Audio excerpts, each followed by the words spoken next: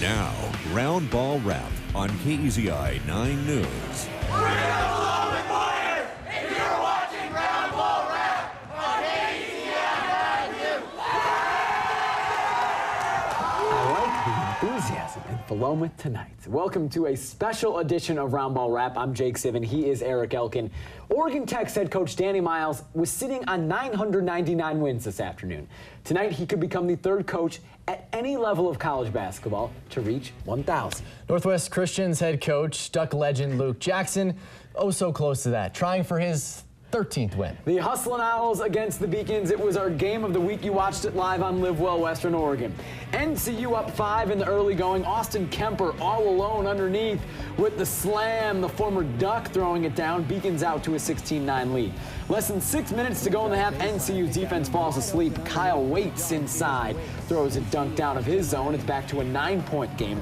Beacons don't get out in transition much, but they do late in the first. Colton Baker, the dime to Nick Sullivan. NCU up 13.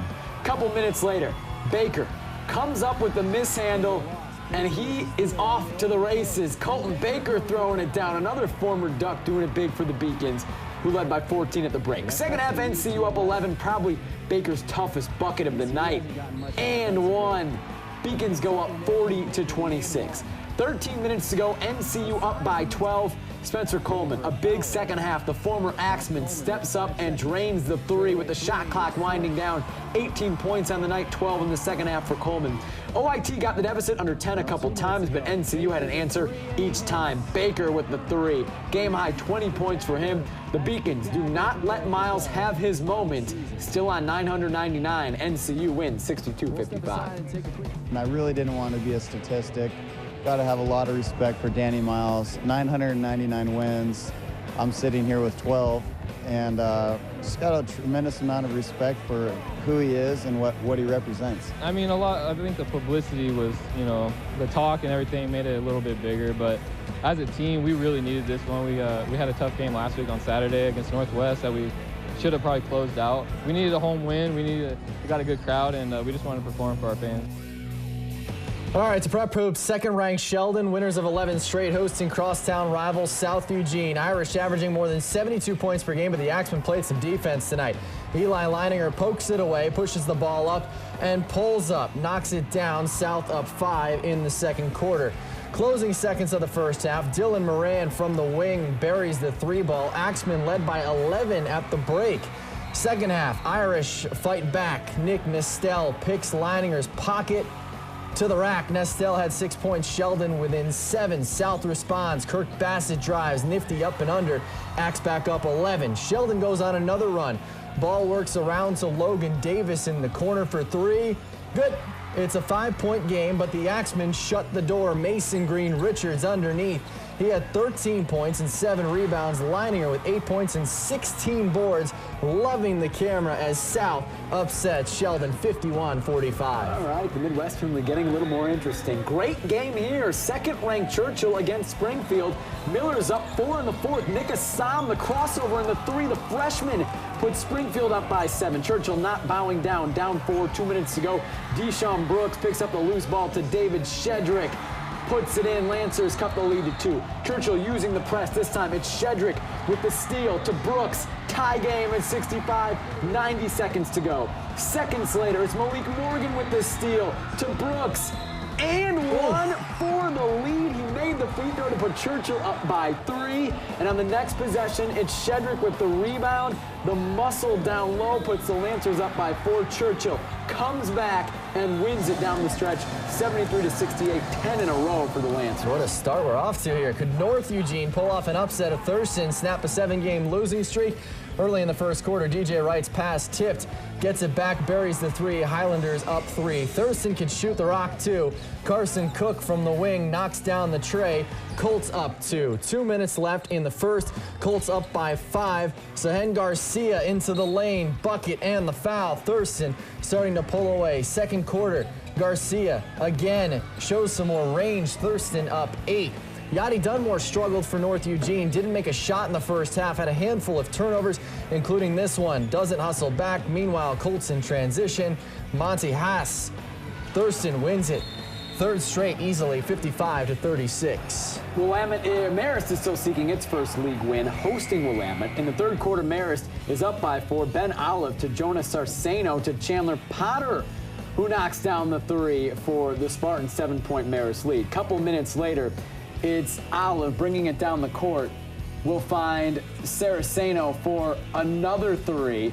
Marist extending the lead. Saraceno deadly from behind the arc. To the 4th, Bartko to Saraceno, who gives it right back to A.J. Bartko, who finishes from the corner. An 11-point Spartan lead. Marist gets that first league win, 62-53. Mid-Willamette action, 4th-ranked West Albany visiting Corvallis. Moving to the 4th quarter, it's a 2-point game with just 2.5 minutes to play. Zach Zaleski's pass tipped, but he gets it back and gets the ridiculous scoop shot to fall. Spartans up 48-44. A few plays later, Bulldogs ball. Nate Sherwood for 3, not throwing it down this time. Cuts the Spartan lead to 3. 1-point game now, Spartans ball. J.D. Laswell to Andre Kraus, tough inside. Spartans up 52-49. Rhoda happy. After a West Albany miss, the Bulldogs have to foul, and Sherwood is called for the flagrant foul with 35 seconds left.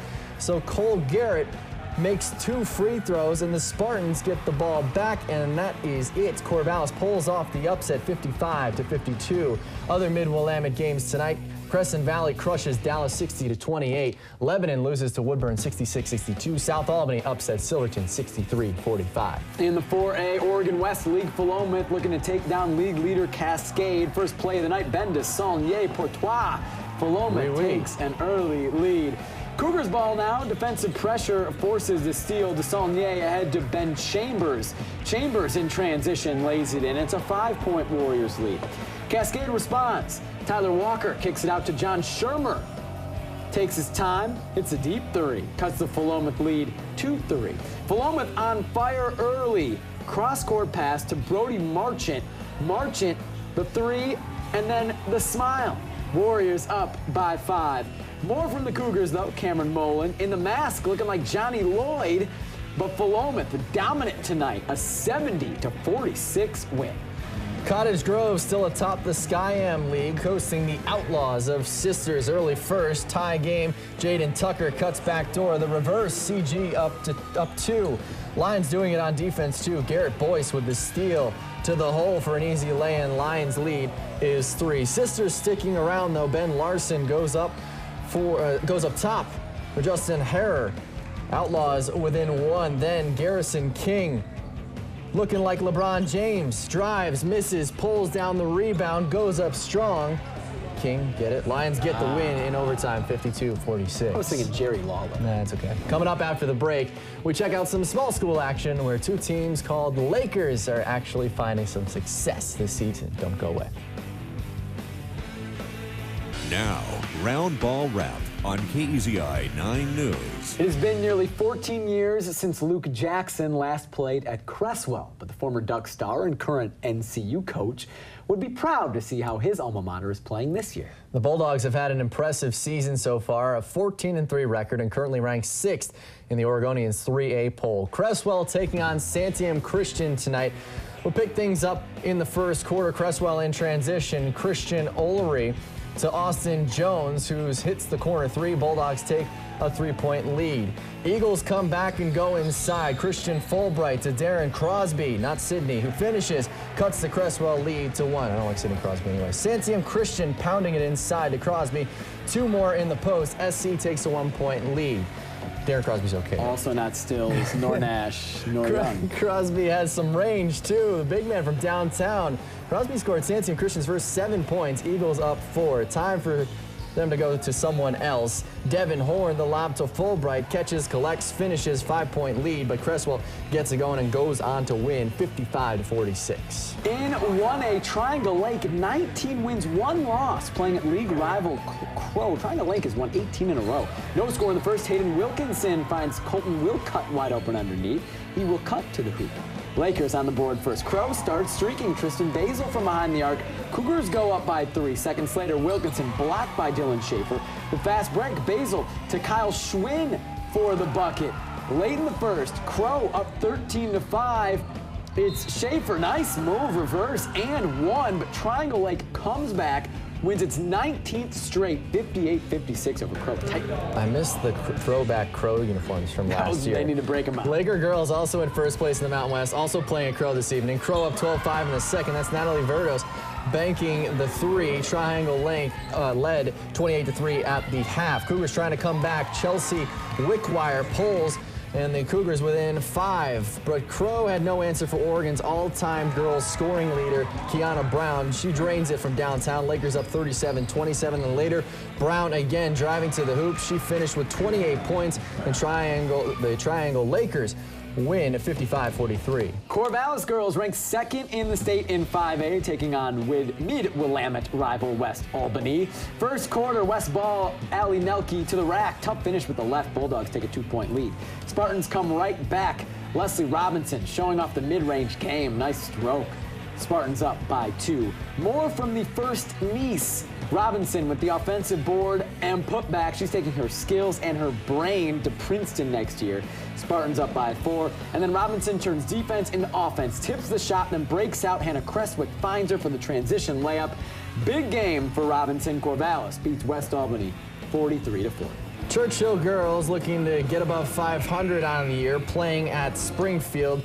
Midway through the first quarter, Churchill up 3. Justice Maris to Lexi Bremer. Corner 3 is good, and then a little later on, Maris will take it down the court and eventually find Bremer. There's Maris hustling, finds Bremer, and Bremer hits another from the opposite corner this time. That's good. Lancers lead at the end of the first quarter, but Springfield comes back to win by 150-49.